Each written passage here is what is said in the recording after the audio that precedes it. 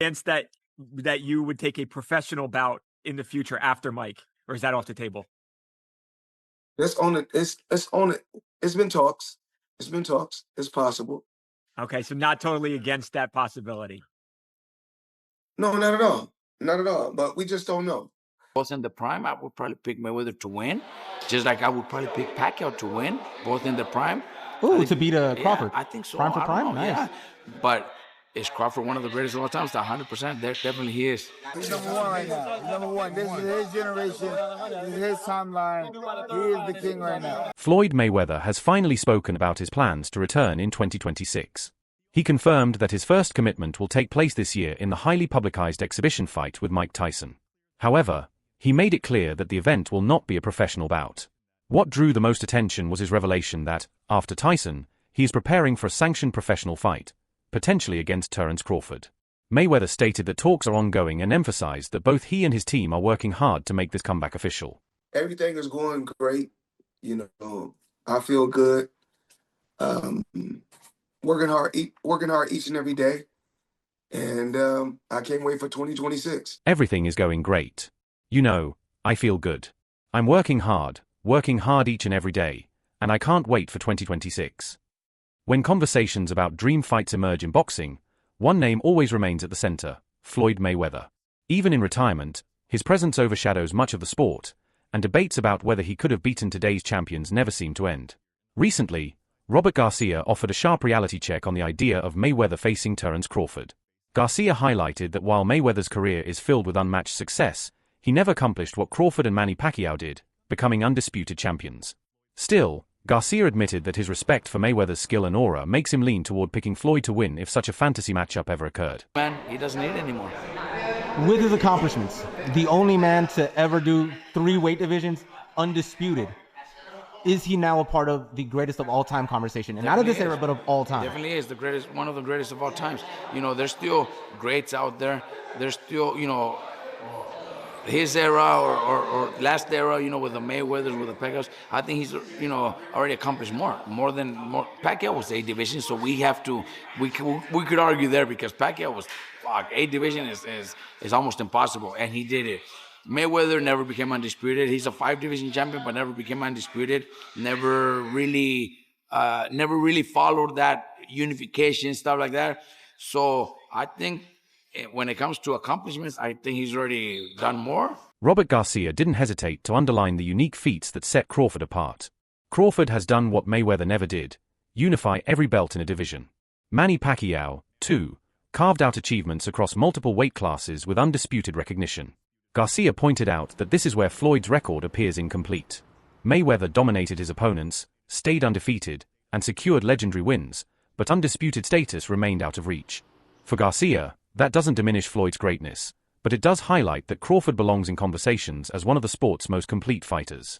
Despite acknowledging Crawford's accomplishments, Garcia leaned on his first-hand experience in the sport to explain why he would still pick Floyd to win. He argued that Floyd's defense, timing, and ring IQ were simply on another level. I'd probably still pick Mayweather. Both in the prime, I would probably pick Mayweather to win, just like I would probably pick Pacquiao to win, both in the prime. Ooh, to beat Crawford. Yeah, I think so. Prime for prime? Nice. Yeah. But is Crawford one of the greatest of all time? It's 100%. There definitely he is. With all that said, what can you ultimately say about what occurred and what we saw Saturday night? It was a great event, great turnout, 70,000 plus people. Gate was fucking insane from what I understand. That's good for boxing, man. Good for boxing, good for all the younger fighters. All these new things going on. I think it's going to be a positive thing for all the younger fighters. Adido emphasized that there are 2 versions of Floyd Mayweather, both equally iconic. On one hand, there was Pretty Boy Floyd, the fearless young fighter who dismantled opponents with speed, aggression, and sharp combinations. On the other hand, Money Mayweather became the businessman, the master of defense, and the pay-per-view king who built boxing's biggest empire. Olau described Floyd as a genius who crafted not only his fighting style but also his image, ensuring that both personas carry their own aura. Pretty Boy Floyd won fans by taking risks and delivering knockouts, while Money Mayweather captivated audiences with mind games, technical mastery, and the ability to turn fights into global spectacles. Together, both sides of Floyd's career left an imprint on boxing that few can match, making him more than just a fighter, but also an architect of the sport's modern business model. I'm sorry. He's a genius. He is a fucking, when I get bored with today's crop of boxers, and Terence, to be fair, has kind of helped me out of my boredom. But sometimes I just go on YouTube and I watch the 24/7s and then I watch the fight. I'm not joking. I watch the whole fucking episodes and then I watch the fight. And my guy is a genius. A genius. There will always be an argument, oh, you should have fought that person then. And I get it. I get it. Right? It's kind of the argument you can't throw at Muhammad Ali, right? You could throw that argument at Floyd. But dude, unbeaten is unbeaten.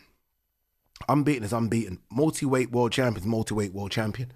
Do you know what I mean? I've never seen a boxer so like, I'm going to work you out, and then when I work you out, you're done. Shall I repeat that? I'm going to work you out, and when I work you out, you're done. And Floyd had this thing where first 2 rounds, you think, oh, shit, man, this guy's in this fight, and then he works you out. And then he works you out. Floyd, Pretty Boy Floyd was better than Money, but Money Floyd had, obviously, the fights, right? In terms of the fights that brought all the eyeballs onto him, Oscar De La Hoya fights, you know what I mean? That Pretty Boy Floyd, obviously, look, Diego Corrales is probably the best performance, really, from Pretty Boy Floyd, right? Corrales, I think, was unbeaten at the time, and look what he did to him. But Money Floyd brought the eyeballs on. That's when he started being controversial.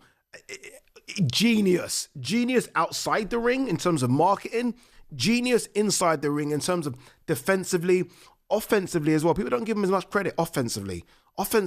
Zab Judah, who once shared the ring with Floyd, did not hesitate to crown Terence Crawford as the king of this generation. He highlighted that every era has its star, and right now, Crawford holds that torch. Judah recalled how Canelo Alvarez once stated that Crawford might be better than Floyd, and he insisted those words should not be taken lightly.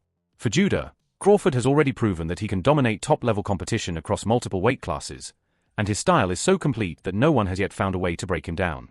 By acknowledging this, Judah showed respect to Floyd's legacy while also making it clear that the current moment belongs to Crawford. He believes comparisons between fighters of different eras are natural, but insists that Crawford deserves to be celebrated as the #1 fighter of today's generation. Right now, number one. This is his generation. This is his timeline. He is the king right now. Just seen in the press conference, Canelo said that Crawford's better than Mayweather. What do you think? He's not lying. He fought him. He should know. How can somebody tell somebody that fought both of these guys, he know. Yeah. If anybody would know, Canelo would know. What do you think's next for both? I don't know. Too early? You like to see a rematch? Rematch will always sound good. But in a rematch, it'll be the same thing. Yeah. Cool. Matter of fact, in a rematch, I'm predicting stoppage earlier. Yeah. I think so too. Yeah. I think so. Breadman Edwards had a different take on the discussion, choosing to shut down the idea of Floyd Mayweather versus Terence Crawford. He argued that such a matchup feels forced and unnecessary, as Crawford deserves to enjoy his current success without being constantly compared to legends of the past. Edwards added that if Floyd really wanted a crossover spectacle, a fight with Roy Jones Jr. would make more sense because of the names involved and the curiosity it would generate. In his eyes, Crawford is in his prime and should be celebrated for what he is accomplishing now rather than being dragged into fantasy debates. Edwards stressed that pitting him against Floyd not only undermines Bud's moment, but also distracts from the historical significance of his achievements. For him, boxing needs to stop chasing impossible matchups and instead let Crawford stand as the symbol of greatness in his own time.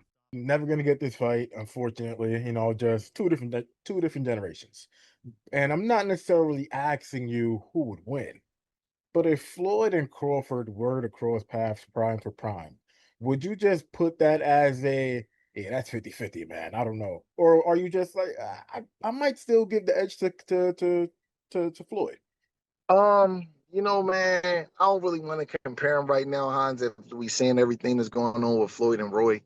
You know what I mean? And, they competitive guys. Next thing you know, Bud and Floyd to be mad at each other, man, and wanting to fight because people is like putting them against each other. Let's just enjoy the moment. I don't know. It's a close fight. It's things Floyd do better. It's things that Bud do better. But I'd rather not say, because I'm not going to just lie and just say nothing, and make up something just to, I got my opinion on, how the fights would go and, but I think we should just let the man enjoy his great moment. He's a great fighter.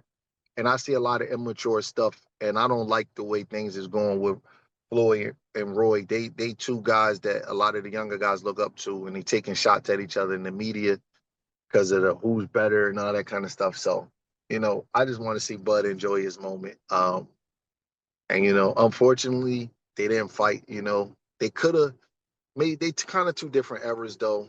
Even though they was fighting at the same time, Floyd kind of was doing his different thing over there with PBC, and Bud's a lot young, about 10 years younger than him. So it didn't happen, and we got to just live with it. You know what I mean? Sean Porter weighed in on the bizarre announcement of Floyd Mayweather versus Mike Tyson, calling it a potential street fight rather than a sanctioned boxing event. He explained that there is real tension between Floyd and Mike, with both men carrying long-standing resentment toward each other. Porter suggested that their beef could make the fight personal, something that goes beyond skill and strategy. Because of that, he doubted whether boxing authorities would approve such a clash in any official capacity. According to him, the spectacle might generate buzz, but it could also cross lines the sport does not want to see crossed. For Porter, the risk of chaos outweighs the appeal, making him skeptical that the fight will ever happen inside a proper ring. Several analysts also voiced frustration over the trend of exhibition fights involving legends like Floyd, Mike Tyson, and even Jake Paul. They argued that these events are less about competitive boxing and more about drawing attention with big names.